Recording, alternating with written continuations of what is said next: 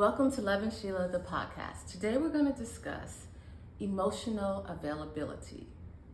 We often look for men to be emotionally available, but ladies, today I want to ask, are you emotionally available? Are you ready to let someone close enough to you that they could possibly hurt you? Today we're going to talk about it. Today we're going to see, are we emotionally available and what can we do to open up our hearts so that we are available to love and relationships.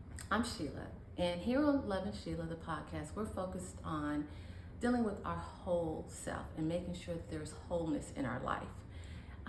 It was birthed because I spent over 20 years neglecting it, and it manifested in depression and body aches and just a real sense of overall unhappiness. And so I want to share my experiences to make sure that many of you don't go down the same road that I traveled. Don't forget you. Be bold, be deliberate, be intentional, and take care of you. And that's what we're focusing on Lovin Sheila. So if you haven't already, take a minute, subscribe to our channel, drop me a comment, let me know what you're thinking, share with me your experiences. I'd love to hear from you. So if you will, do that now. Also, you can find me on TikTok at Lovin Sheila, or you can go to Instagram. I'm at Lovin Sheila, the podcast. Don't forget to follow me there. Now, I asked the question, are you emotionally available? Are you willing to take the chance on love? Are you willing to open up? Because those are questions, frankly, that I've been asking myself. And after I've been through this trilogy and dealing with different men in different situations, I found myself asking myself even more because I became more and more guarded. And so I really had to look at me and say, hey, are you ready for love? Are you willing to open up? Are you emotionally available, Sheila? I've talked a lot about capacity for love. And so I kind of flipped it on myself. I looked at episode 5 and I said, you can't change a jackass into a racehorse. And it's like, if it's just not in them, it's just not in them. And so then I started to look at myself and I'm like, are you the jackass here now? Is that what you've become? I study my proclivities for different things to gain understanding. And so I want to share with you, in the process of dating, in the process of relationship, in the process of marriage, in the process of situationship, there's some things I learned, there's some things I took away from that, and there's some ways that I learned to manage myself that has brought me to this place. So the answer to the question is, yes, I am emotionally available. However, there are some steps that we have to go through to get to that available Sheila. Because what I realize is that availability needs to be protected. Everyone is not worthy. Everyone cannot just get access. In some of those relationships, I was not living up to my worth. And so I had to pivot, and that's where I am today. In the past, I was making accommodations for men. Okay, well, they don't have this, or they have had this experience, or that's just the way they are. But I said it before in one of my previous episodes, we don't have to make an IEP, we don't have to make special accommodations for men to meet them where they are. All of our needs are needs. It is very different from wants. There are many ways to satisfy a need, but a want is very specific. I want a Range Rover. I want a house in the hills. I mean, that's what I want. But is it what I need? No, I need a car and I need a home. There are things that I made accommodations for that were my needs, and I can't make accommodation for my needs. My needs are my needs, and so I had to accept that. And with that, I built up more boundaries. If you ignore them and you leave those things unattended, it is a recipe for failure. So I have to address those needs, and I have to do things that facilitate those needs being met. And in the process, I really leaned into my boundaries because it was there to protect me. It's not there to make me difficult or challenging or just closed off altogether, but it's there to protect me from things that should not be there, unequivocally. So if the boundaries are offensive to you, are problematic to you, that's in terms of the person that I'm dealing with, then maybe you're not for me, because they're only protecting my needs. And I'm saying this because this is something I had to come to terms with. I have needs. And it is essential that they are tended to if I'm going to be in a relationship where I feel that I trust the person and that I'm open and willing to allow them in. This week, I had a mammogram scare. On Tuesday, I went and got the mammogram. On Wednesday, they told me that things didn't look like they wanted them to look, and they wanted to retest them. They saw something in both breasts. And I was concerned. I didn't like that. As I said, I didn't appreciate it. I shared it minimally. I told a few people. Didn't quite get the response that I wanted. Pretty much, I told a girlfriend, and she was like, yeah, I gotta find a new gynecologist. Another one was like, oh, okay, well, I'm sure it's okay. And those are not, I'm gonna be honest with you, that's not what I was looking for at the time, because I was looking for some support. I was looking for, well, how do you feel about that? And, like, let's get further into this. But I didn't get that, with the exception of my brother. He gave me a little extra and asked how I was gonna get the care that I needed. And I appreciated that. But there was a lot of doors there that didn't quite satisfy me, and I didn't feel like I got the support I needed. Now, that's what I needed. And I can't say that it is necessarily like appropriate. I don't know if I expected them to read my mind, but I gave them the information. And with the information, they did nothing. And that's a need of mine. And what happens to me is when those needs are not met, I just shut down. I just close off, because I've opened myself up and you gave me nothing. And so now I'm going to close myself off, because it's the same thing when I get the same thing whether I'm open or closed. I'm left alone to deal with the situation or the circumstances, just me and my God, which I've learned it's really what it should be. But this is a learning experience for me. I'm looking at me, trying to figure out how I could do better and not shut down. And maybe I need you to do this, which is very difficult for me, but it's something that I'm learning. In addition, I didn't tell my mother, my son, because I didn't want them to worry about me. So I am really working on trying to manage this emotional support, because it is a need, absolutely a need. It's not like I want someone to feel sorry for me. I just want them to be there. I want someone to lean on. I want someone to express myself to. And what I found is I don't have it like I want to. Us being emotionally available is part of it. Someone who is willing to see our needs, someone who can see us. And that opens us up to being more available, because we're going to disclose more and more. And maybe that's just a sidebar, because that's just like a current event. That's something that I was really feeling this week. But to get more into what we're talking about, to stay on topic, when I have to lean on myself, like in those situations, and there are people in my life, unfortunately, they lose value to me. In becoming available, I need to know that you are sensitive and caring and responsive to my needs and what's going on with me. And when you are, that gives you value in my life. That makes me lean on you and want you, and makes me more available, makes me want to share with you. As we analyze why we are or are not emotionally available, do we have those people in our lives who are responsive and caring and inquisitive about us? Or are they just doing a monologue and a performance over the phone or in person that doesn't really dig into who you are and what's going on with you? The hardest thing for me is to express things, to share. And so when I express it and you leave me like hanging, it leads me back to my stinking thinking. And it's like, if you're not available to me, I'm not available to you. I'm not saying it's right. It's just natural. It's my natural equilibrium. It's my way of emotional regulation. And that's a topic for later. But maybe some of you have experienced that as well. we're human.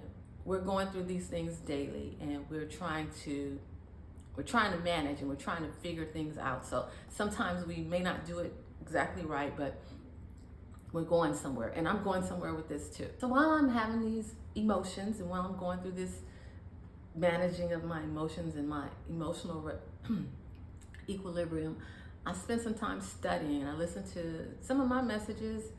I listened to another message called The Power of Love. And I'm just trying to get some clarity on the emotions through studying, because when these things hit, I'm not willing, and we should not just be willing to toss to and fro with our emotions and not understanding them and doing bad self-regulation as I have done. We need to try and understand and dig in and go further, because I said I want a relationship. I said I want someone in my life. How can you do that if you're pushing people away and so are not opening up to them? How can I do my part to be available emotionally? And that's why I listen to my Capacity for Love podcast, and where I talked about you can't turn a jackass into a racehorse, because the person may love and care for you, but there is a limit to how deeply they can manifest that love and care based on their experiences, their past trauma, their emotional intelligence, knowledge, wisdom. All of these things affect and impact how they can care and love you.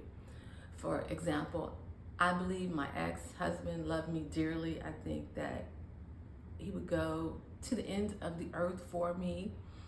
But there were some characteristics that made his love not enough. There were some needs that I had that were not fulfilled. And they weren't physical, they were not financial, they were emotional. And that is the foundation of the love and the safety that we feel in relationships. And so it's very important. You know, people can give you all kinds of things, but if they're not giving you what you need, there's going to be a deficit, there's going to be some emptiness, and there's going to be some lack of fulfillment. And so there's no way to skate around that. It is what it is. And so his intent to love me pulled greatly on my extent that I was willing to sacrifice the things that I need to be loved by him. And that was a big challenge, something that I worked with for over 20 years, but in the end it became insurmountable. So we have to deal with those things. We can't push them to the side. We have to recognize our need, the capacity of this person. Can they meet that need? Are they able? Do they see it? Do they recognize? When you communicate, do they understand what you're communicating? Are you just like on opposite ends of the spectrum? Are you just not seeing each other, just not understanding? To pay attention, that's important, because those are the same things that will tear you apart in the end. You have to recognize the needs, you have to speak to the needs, understand it, and respond to the needs. If not, it's going to cause pain in the end.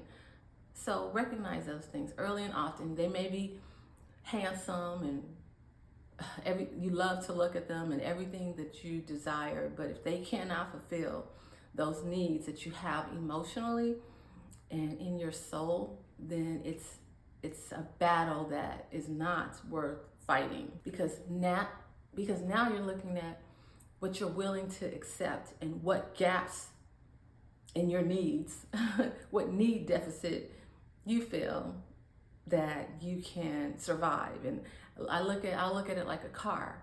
Okay, my car needs gas, and it can operate for so long without gas, but eventually it's gonna run out. I'm gonna be stuck, and I'm not gonna be able to move, and it's not gonna get me where I need to go. So likewise, you cannot avoid your needs. It has to be addressed. You have to recognize it. If I can't afford the maintenance on this vehicle, though I like it, this Rolls Royce or whatever, I can afford the monthly payments, but I can't afford the maintenance. Well, this is not meeting my needs because this is putting a financial strain on us. So we just have to recognize our needs. We can't bypass it because it's going to come back and haunt you. It's going to come back when you need service and you can't afford it, and your car is sitting, it's grounded because you can't afford it. So likewise in relationships, you cannot avoid these things.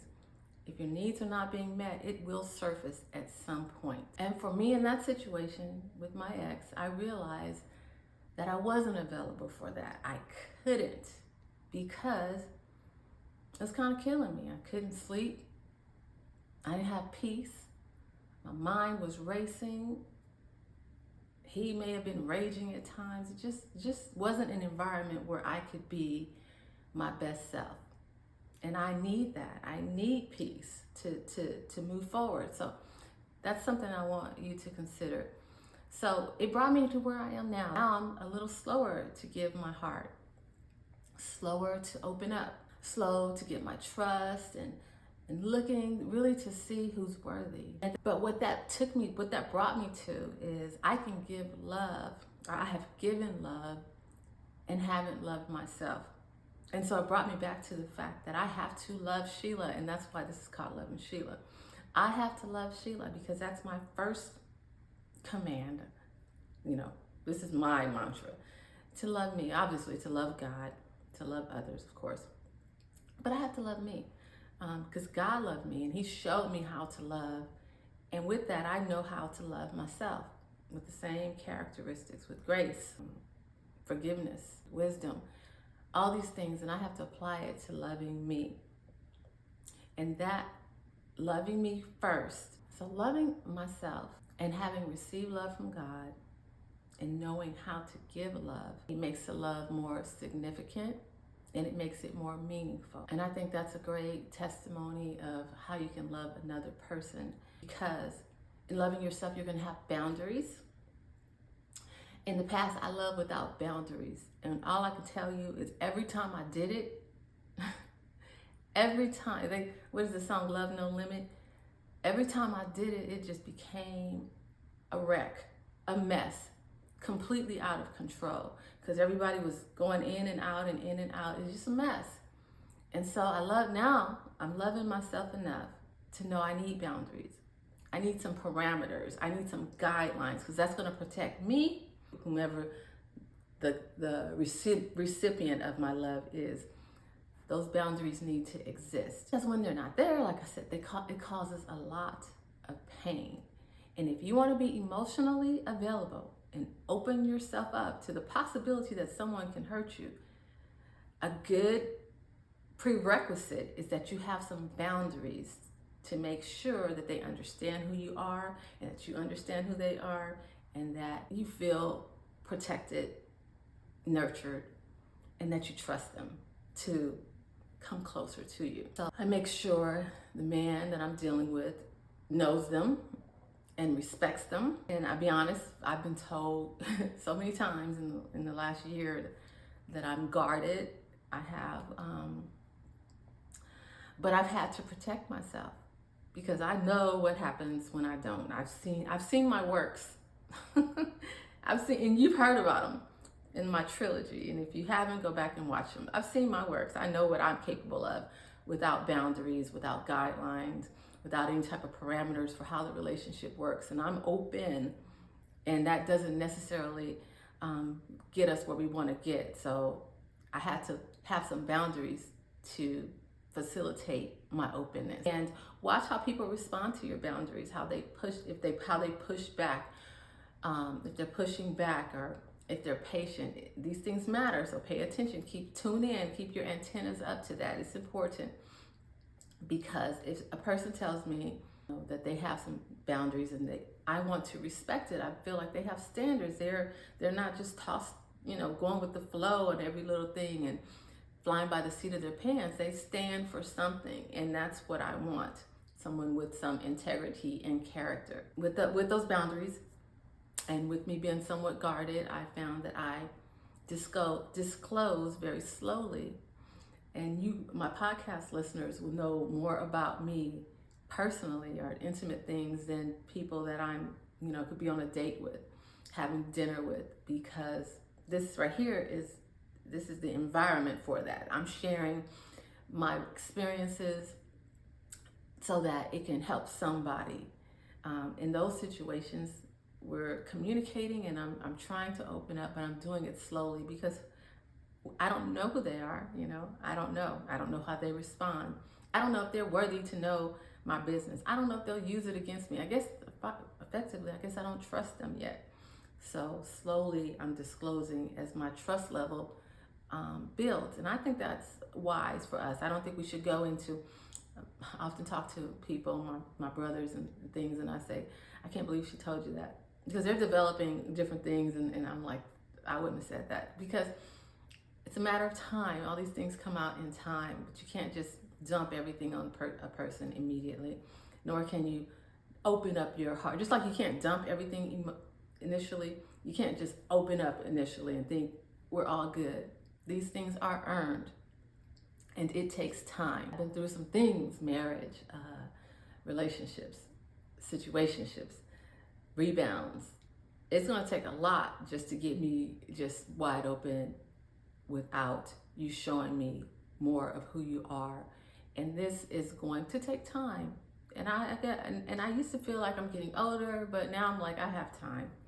Because the worst thing you could do is be rushed and make a decision and pay for that decision later. I'm done settling. I've settled for mess in the past, and now I'm looking for something exceptional.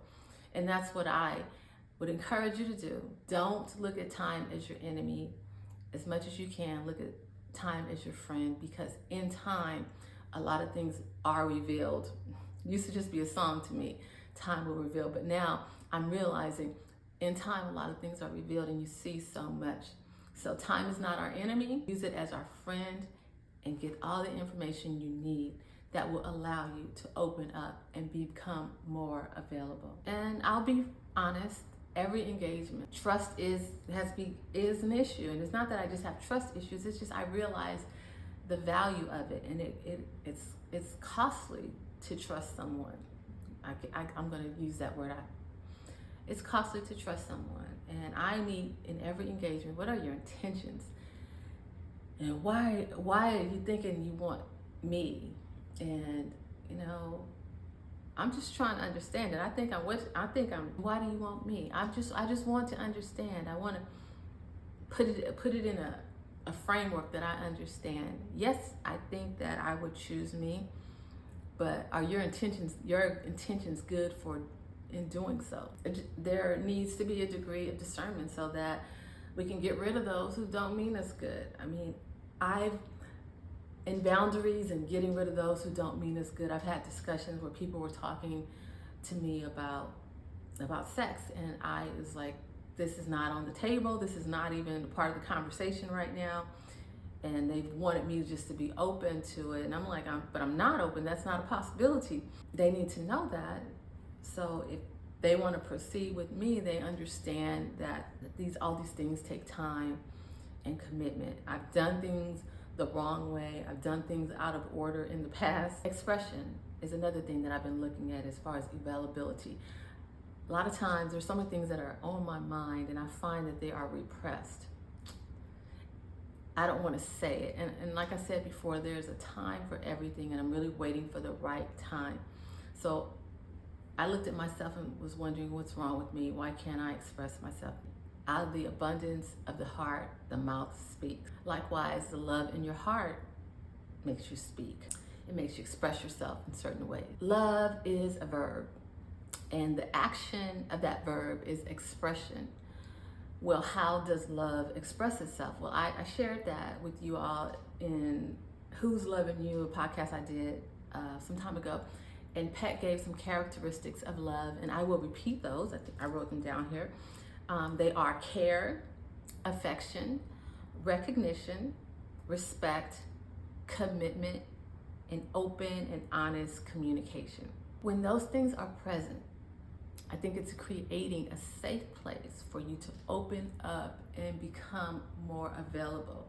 Without those things, the heart is not available. So keep in mind, you need care, you need affection, you need respect, you need commitment, you need open and honest communication.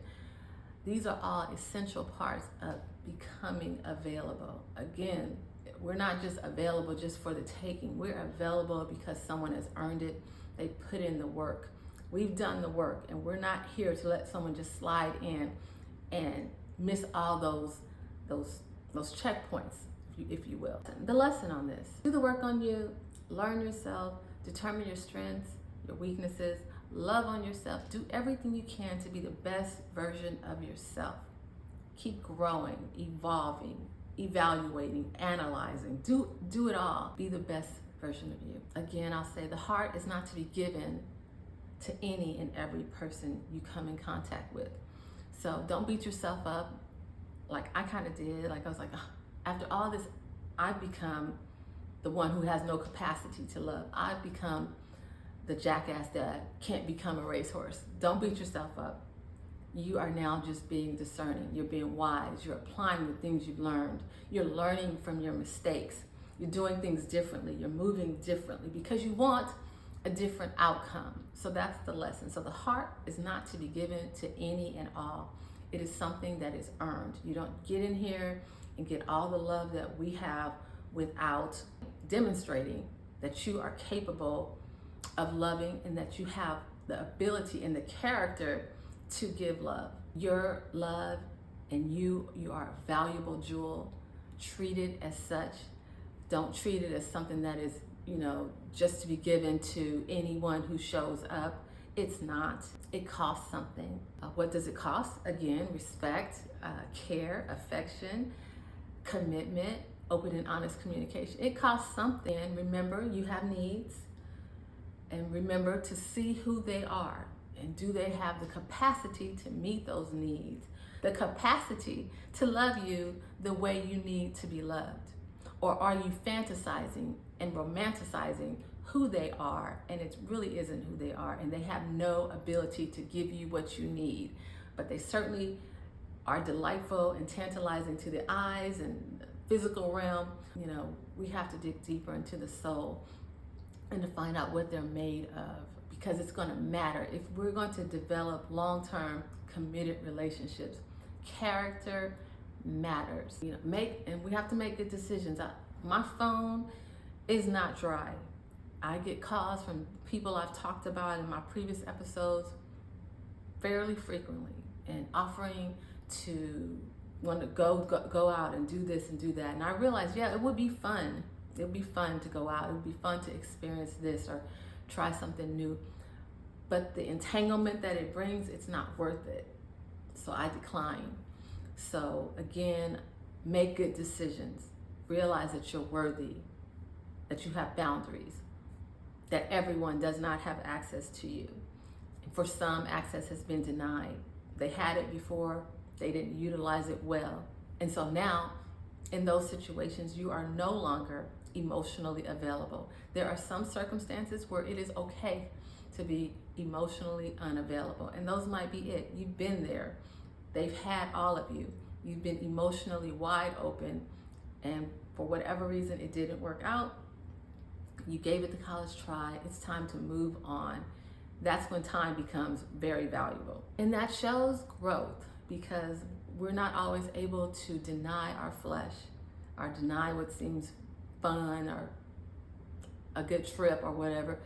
But as we grow, we are able to do that, because when we're looking for something real, for something with substance, sometimes, most of the time, we've got to deny our flesh, deny our senses, and deal with our soul, deal with our heart and what is good for us. And that requires using our brain. So leading with the heart and leaving the heart wide open will get you in situations you don't want to be in. But having a brain that has deciphered everything you've been through in the past and kind of knows the tendencies and what's a good move for you and what isn't a good move, and kind of filters it a little and then allows the heart to open, I think that's a better way to move. So we want to get to a place where we're emotionally available, but we have to filter about what we know is best for us, what we've experienced in the past, the outcome that we're looking for. And we need to move in that way, in ways that facilitate that. And again, is their intent gonna exhaust the extent in which you're willing to love? Is it worth it? I guess that's the final question. Is it really worth it? Is all this really worth it? Or can I just hold on until the right situation, to the right person, to the right love comes along, and I can open up completely without feeling these gaps, these holes and this lack of fulfillment. Finally, for true love, obviously we have to be willing to give ourselves enough that they can potentially hurt us. But what we can do is we can vet out some of these things before we get there. We definitely want to be emotionally available. Being not emotionally available kind of feels like just a total emptiness. I mean, I've looked at people before that I felt were emotionally unavailable when I was talking to them, and they felt like it's like an empty head. It was just like an empty head. And we don't want to be an empty head, but we want to be wise, and we want to use the knowledge we have to make the best decisions and to move in ways that facilitate meeting our needs and not just fulfilling our wants, because that's not a recipe for success or happiness or long-term relationships. So take your time, get to know them. Let the availability and the soft place in your heart grow and develop over time. Don't just give it up and work it all out on the back end, because you might not work it out on the back end, and that will leave you feeling not your best. I encourage all of us to get to a place where we are emotionally available. At the same time, I don't want us to be down on ourselves because we feel like we're not emotionally available. There are a lot of wool, sheep's clothing that might come to you. And so we have to be discerning. And sometimes that comes off as guarded. Sometimes it comes off as emotionally unavailable. But no, it's us having done the work on ourselves. And now we're doing the work to make sure we find the right person for us. And so we're not going to be falling for every, knight in shining armor that comes to us. We are discerning enough to vet them out and get to the real deal, because there's a lot of things that look good that are not good for us. There are a lot of things that we like that are not good for us. And that's why our availability of our heart has to be a little bit guarded, because it takes time to open that up. And anyone, I believe, who really wants you and really cares about you is willing to take the time to get to know you, to allow you to open up. They're not asking for everything today, right now. They're willing to spend the time, because, after all, what is the rush? We have potentially forever, right? If our intentions are good. I study my expression and relationships, and how I express myself, and how I give myself, and how much I'm giving, and wondering, are you even available for love? And I realized absolutely I'm available, but I'm available for the real deal, for the right thing, not for someone who's love bombing and telling me he loves me or falling in love with me. I want to know what the contribution it is that he is making to my life. If it meets my needs, can I contribute to his and meet his needs? Can we come together? And without that, miss me on all of it. But this is just what I have surmised from my dating and relationship experience. I hope it helps you. I hope it makes you give yourself some guidelines and some boundaries on how you're going to proceed in dealing with men. And I hope it leads you to the outcome that you're looking for, which is hopefully to be emotionally available and to give your heart to someone and have it be safely taken care of, because that is effectively my goal. And in the meantime, in between time, I'm going to focus on Lovin Sheila. And even after I find him, I'm going to keep on Lovin Sheila so that we can maintain that beauty, that I have something to give. Thank you for watching. I appreciate you. Don't forget to subscribe and comment and follow me on IG and TikTok. Until then, take care of yourself, and I'll see you on the next Lovin Sheila.